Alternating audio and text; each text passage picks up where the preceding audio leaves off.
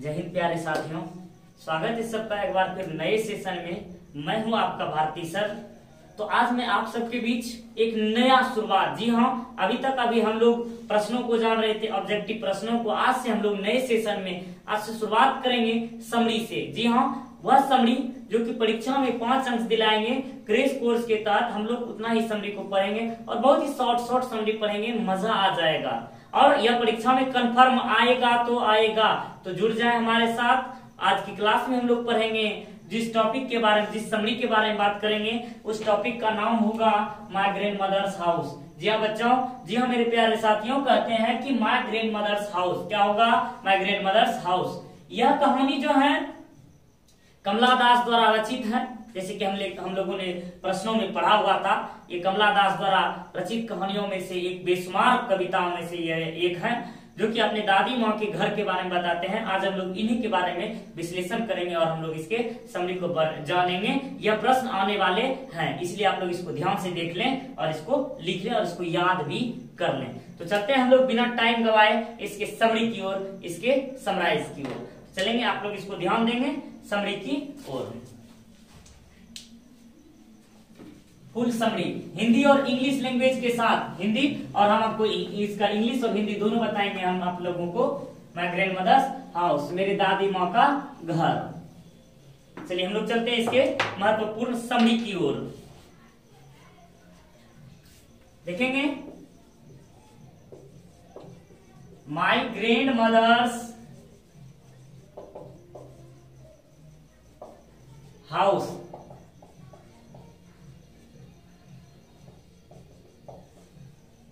emotional poem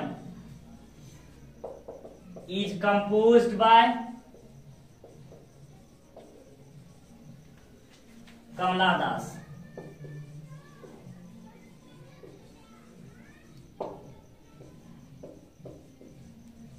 She was the most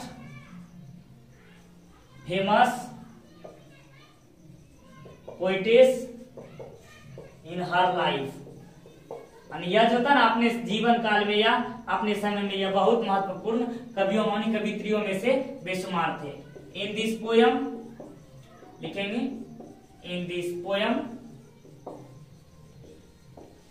the poetess has describe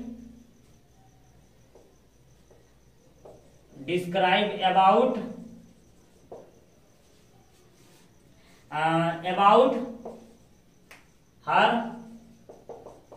childhood scenes। यहाँ जो कवियत्री महोदया ने अपने बचपन की यादों के महत्वपूर्ण साझा किया हम सब के बीच में, इन्होंने अपने दादी माँ के घर में।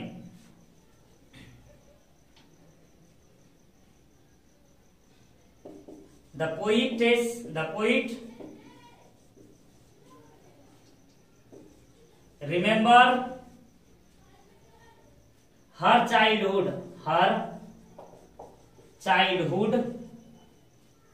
days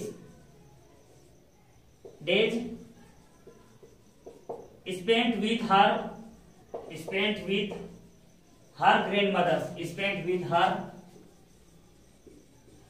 grandmother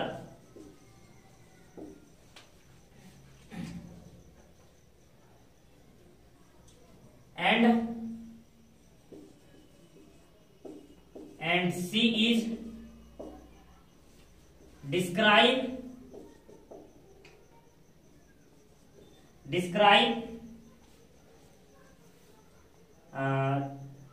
hand of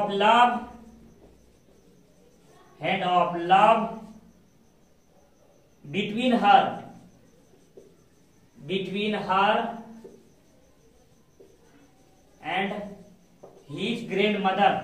and his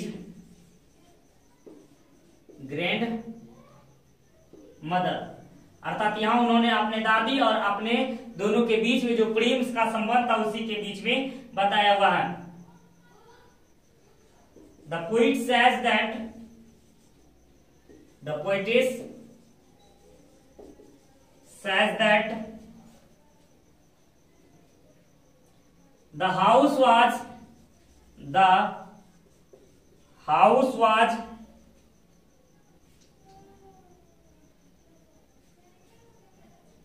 the poet says that the house of her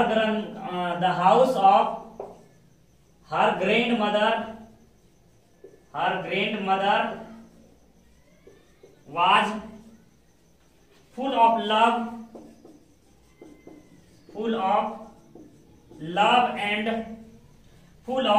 love and intimacy. The poet was deeply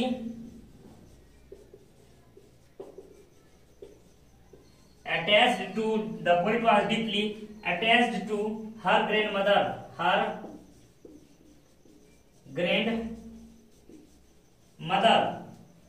who was very caring, but now after her death,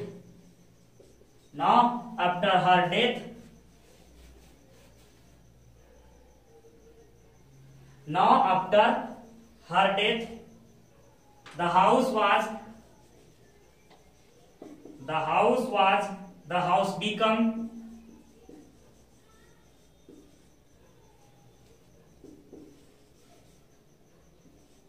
neglected and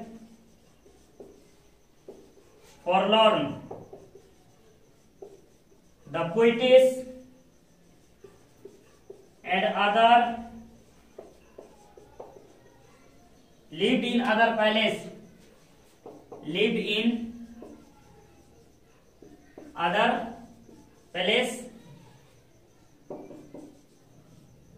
The condition of the house thus become very bad. The condition of the house thus become very bad when the poetess reach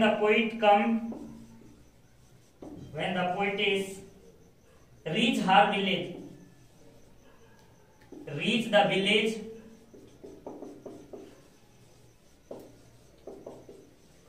after many years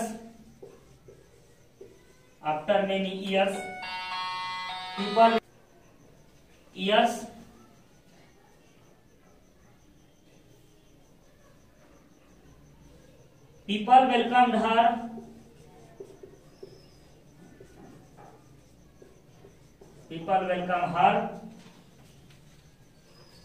she went to see her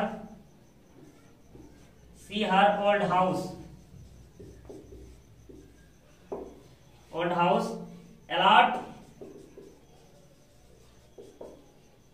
The house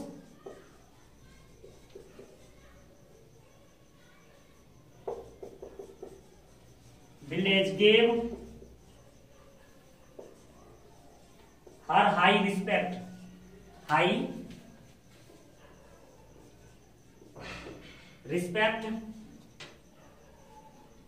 and the best love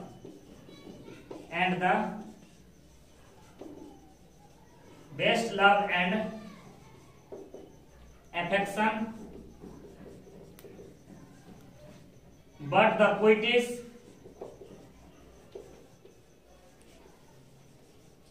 has to knock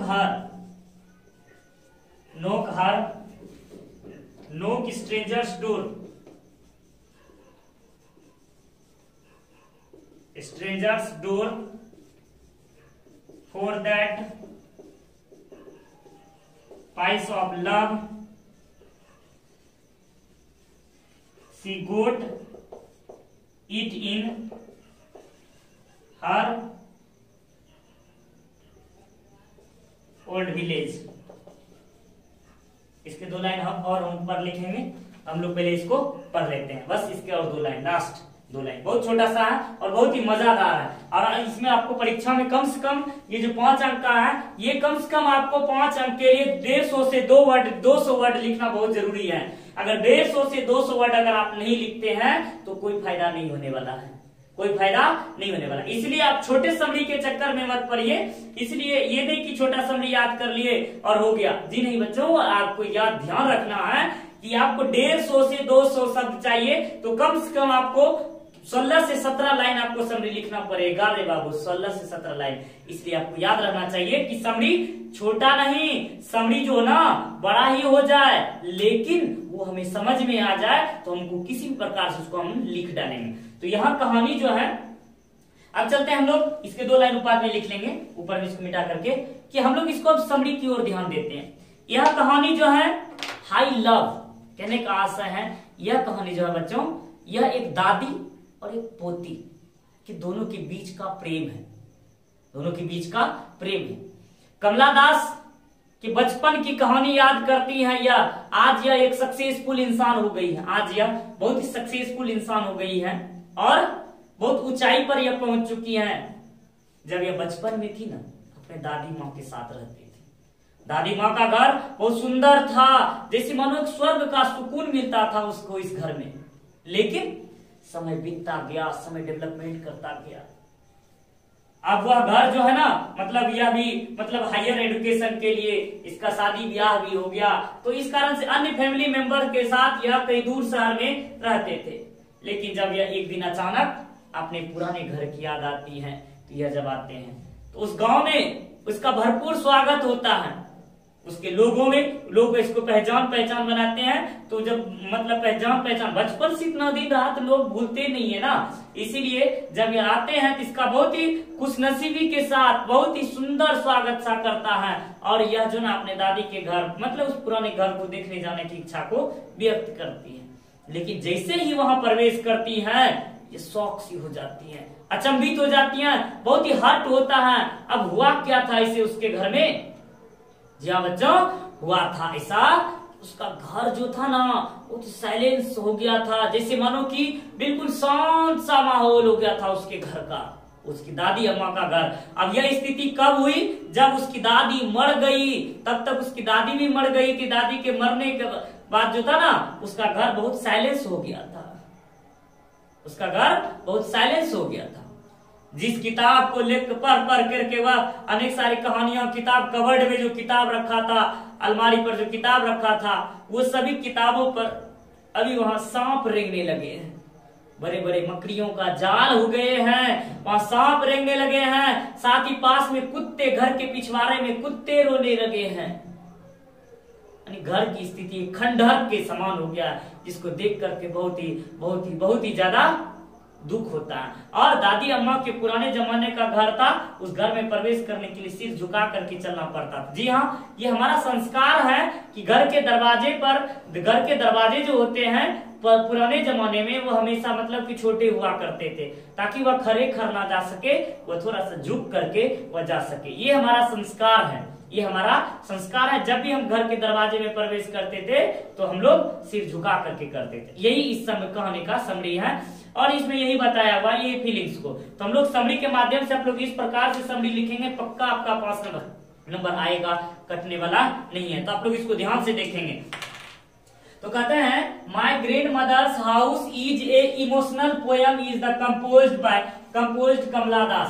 ध्यान से सुनेंगे मेरे प्यारे बच्चों कि माई grandmother house जो है, मेरी दादी माँ का घर, बहुत ही एक इमोशनल कहानी है। इमोशनल अर्थात भावपूर्ण, यह जो है यह एक भावपूर्ण कहानी है, जो कि पोयम है, जो कि कमला दास के द्वारा लिखा गया है। जी हाँ मेरे प्यारे साथियों, यह कमला दास के द्वारा लिखा गया है। And she was the most famous poet's in her life. और वह जो थी ना अपने जमाने में सबसे फेमस पोइटिस, कवियत्रियों के रूप में विख्यात और प्रख्यात थे।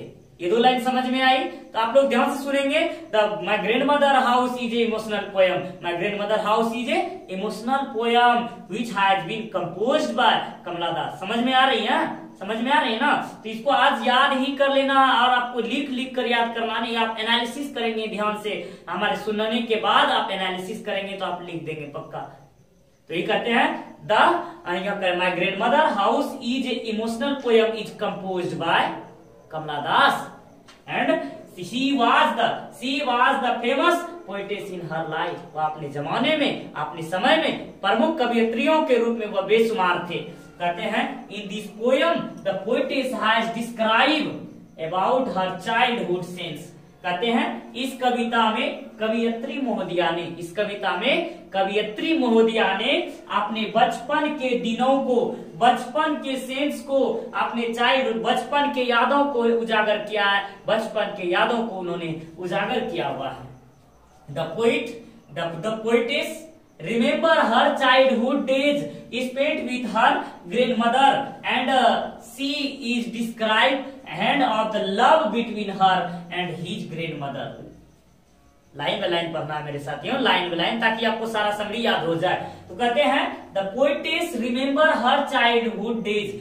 कहते हैं कि कवियत्री महोदया यहाँ अपने बचपन के दिनों को याद करती है, अपने बचपन के दिनों को याद करती हैं कि किस प्रकार अपने दादी अम्मा के साथ, अपने दादी माँ के साथ वो अपना समय बिताया करती थी, किस प्रकार से वह अपने दादी माँ के साथ समय बिताया करती थी। And she is describe hard hand of love between her and his grand mother. और किस प्रकार से उसकी दादी और उसके बीच में प्रेम का संबंध था, इन्हीं चीजों को यहाँ उजागर किया हुआ है, इन्हीं चीजों को यहाँ व्यक्त किया हुआ है। तो आप लोगों को समझ में आ गई होगी ये 4 लाइन। चलिए मैं आपको बता देता हूँ फिर से कि in this poem the poetess has describe about the her childhood sense. यहाँ जो कवियत्री महोदया ने अपने बचपन के दिन का जो है सेंस को व्यक्त किया हुआ है। And the poetess remember her childhood days. कहते हैं यह कवियत्री महोदया अपने बचपन के दिनों को याद करती हैं, spend with her grand mother and अपने बचपन में दादी के साथ बिताए गए समय के दिनों को याद करती हैं। And she is describe hard hand of love between her and his grand mother. वह अपने दादी और अपने बीच में जो प्रेम का संबंध था, जो दोनों का बीच में भाव था, उसी को यहाँ उजागर किया हुआ है। The poetess says that the house of her grand mother was full of love and intimacy. कहते हैं वह कहती हैं द पोएटेस सेज दैट वह कहती हैं the house of her grand mother, उसकी दादी अम्मा का घर जो है, कवियत्री महोदया कहती हैं उसकी दादी माँ का जो घर था was full of the love and intimacy,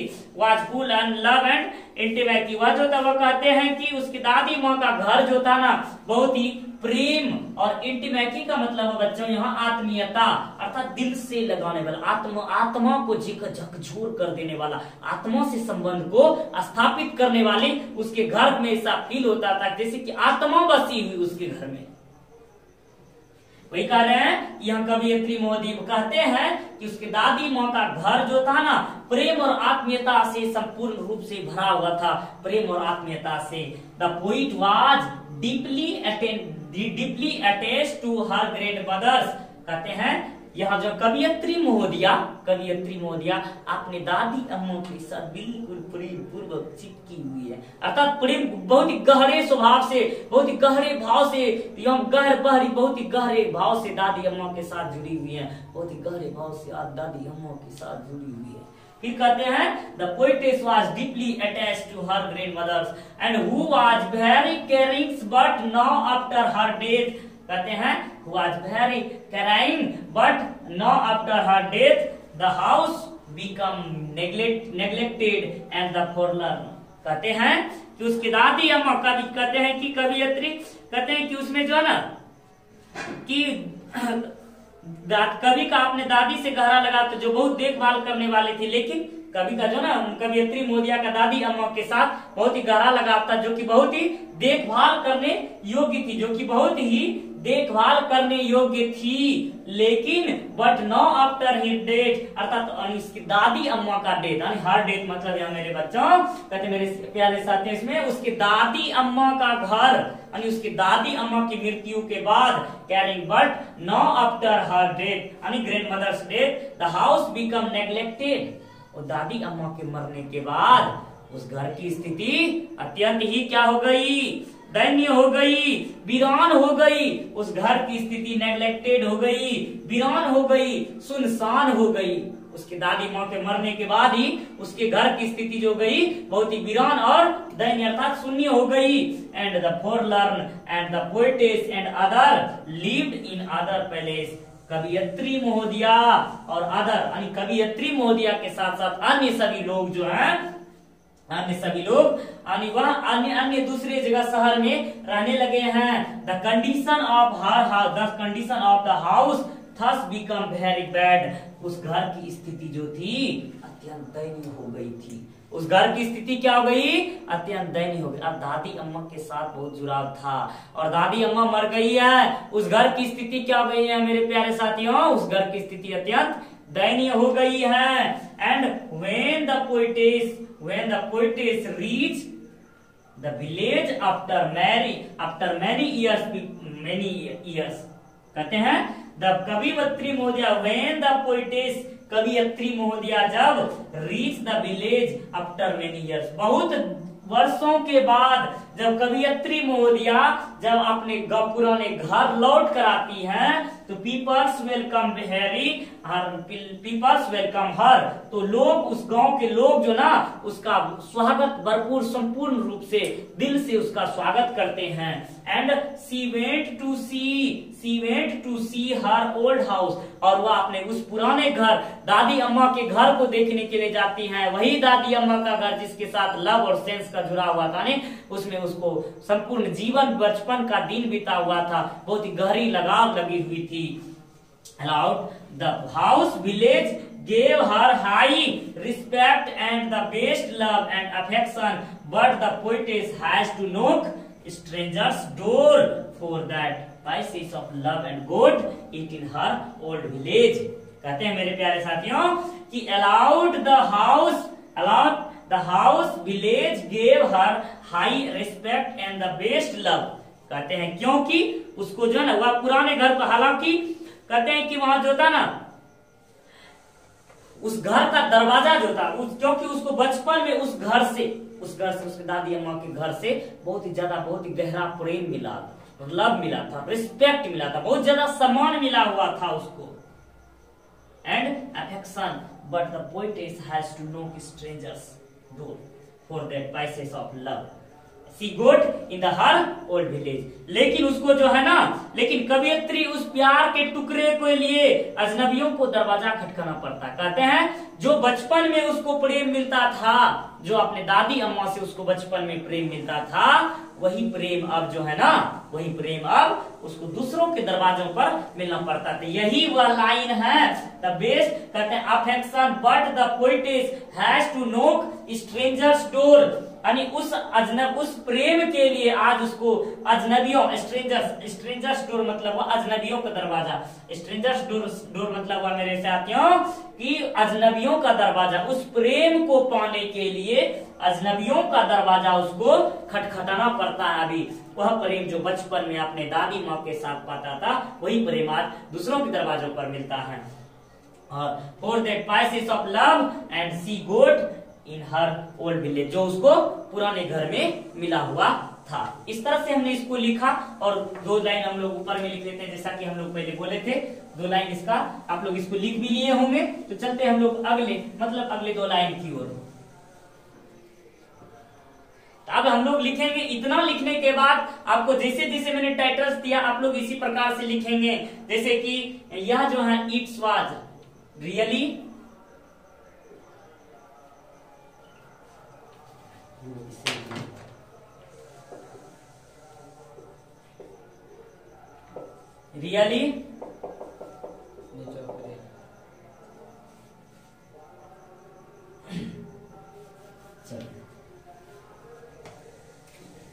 हम लोग इसको मिटा देते हैं कुछ, तब उसके बाद हम लोग आगे लिखेंगे।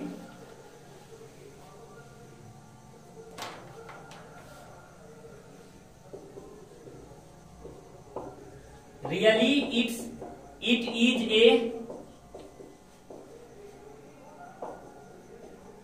Fantastic poem by Kamala Das. आपको एट लास्ट में ये लिखना बहुत जरूरी होता है। Really it's a fantastic poem by Kamala Das where she has beautifully where she has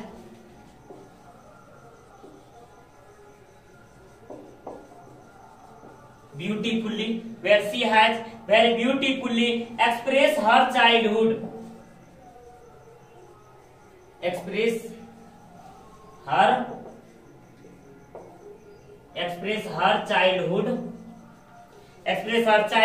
memories and